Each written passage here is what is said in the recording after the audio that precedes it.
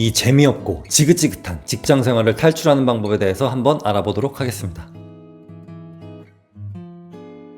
제가 군인이었을 때 휴가만 나가면 군인만 보였어요. 와, 저 자식 다림질을 어떻게 저 모양으로, 저 자식은 어떻게 군화를 저 모양으로 닦은 거야. 와, 쟤는 주름을 어떻게 잡았길래 저렇게 간지가 나지. 남들이 보면 다 똑같은 군인인데 군인끼리 보면 와, 멋지다, 와, 이상하다, 이런 판단을 할 수 있습니다. 자동차로 한번 볼게요. 그랜저 주인이 있다면 지나가는 다른 그랜저를 보고 와, 최고 트림의 풀옵션이다, 저 사람 부자인가 보다. 또는 다른 그랜저를 보고 에이, 나보다 한 등급 아래네, 휠 모양 봐봐, 저걸 차라고, 이런 생각을 할 거예요. 남들이 봤을 때는 다 똑같은 군인이고 다 똑같은 그랜저인데 그들만의 세계에서는 그 세세한 게 보이는 거죠. 자, 그럼 이거를 사업으로 바꿔볼게요. 내가 빵집을 오픈 준비를 하고 있어요. 그러면 뭐만 보일까요? 네, 길거리에 있는 빵집들만 보이겠죠. 어디에 무슨 빵집이 있는지 머릿속에 지도가 쫙 그려질 겁니다. 더 나아가서는 나와 경쟁을 하게 될 빵집들을 하나씩 들어가 볼 거예요. 어떤 빵집이 제일 장사가 제일 잘 되고, 어디는 다 좋은데 위치가 안 좋아서 장사가 안 되고, 어디는 인테리어는 너무 좋은데 맛이 없어서 안 되고, 장단점이 눈에 들어올 겁니다. 이렇게 인간이라는 존재는 보고 싶은 것만 보려는 경향이 있어요. 저 같은 경우 20대 때는요, 지나가는 남자들을 유심히 봤습니다. 여성들을 보지 않고 남자들을 유심히 봤어요. 특히 멋있는 남자들을 열심히 봤습니다. 참고로 저 결혼했고 자녀도 있습니다. 왜 멋있는 남자들을 봤냐면 어떤 옷을 입어야 저렇게 태가 나고, 어떤 신발을 맞춰 신어야 저렇게 잘 어울리고, 저 사람은 어떻게 매치를 했길래 저런 분위기가 나는가, 나도 저렇게 되고 싶다,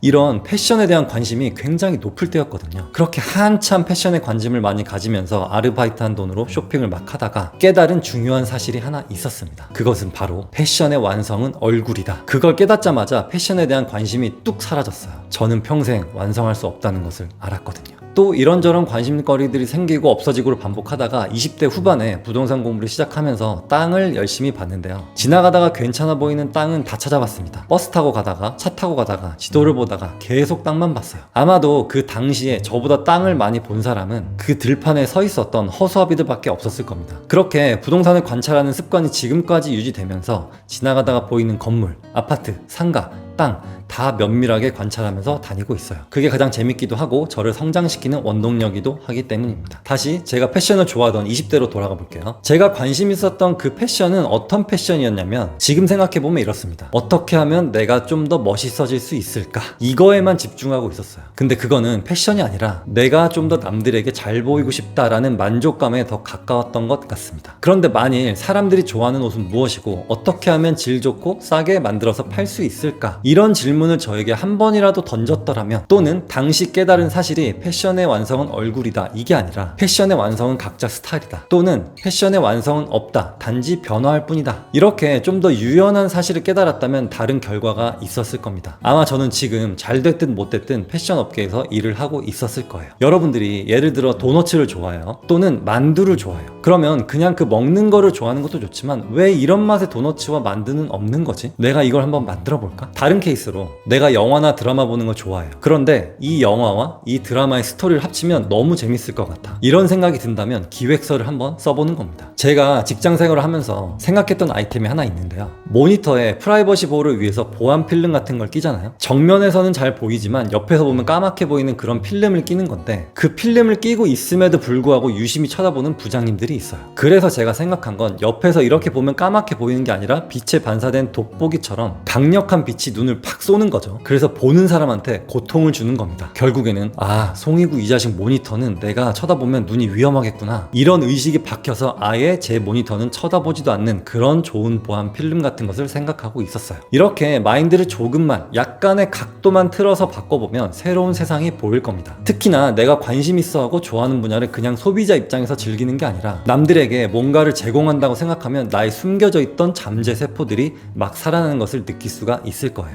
여러분들 매일 반복되는 직장 생활에 답답하시죠? 그런데요, 사업을 하든 프리랜서를 하든 또는 백수가 되든 인생은 답답함의 연속입니다. 뭘 하든 다 답답해요. 단지 그 답답함을 이겨낼 수 있는 소소한 재미와 나의 성장, 나의 발전이라는 양념이 더해지면서 인생이 조금씩 더 풍부해지고 즐거워지는 겁니다. 그럼 이런 생각을 하신 분들이 있을 거예요. 저는 관심 있는 게 아무것도 없어요. 그냥 누워있는 게 최고예요. 근데 우리가 누워있을 때 그냥 누워있지 않잖아요. 핸드폰을 만진다든지 TV를 본다든지 뭔가를 합니다. 그럼 어떻게 더 편하게 누워서 내가 하고 싶은 것을 할 수 있을까? 아니면 나처럼 아무것도 관심 없는 사람들이 관심을 가질 만한 게 무엇이 있을까? 이런 사소한 질문들이 나중에는 눈덩이처럼 불어나서 세상을 흔들 수 있게 될지도 모릅니다. 남들은 문예창작과 미디어 창작과 국어 국문학과 이런 곳들을 나와서 20대 초반부터 작가 생활을 하는 게 정석 코스인데, 저는 이과 출신에다가 글쓰기와는 아무 상관없는 전력기기를 만드는 회사에서 영업일을 하다가 40살이 되어서야 작가 생활을 하기 시작했어요. 남들보다 최소 10년 늦게 시작하지만 전혀 늦었다는 생각을 안 하고 있습니다.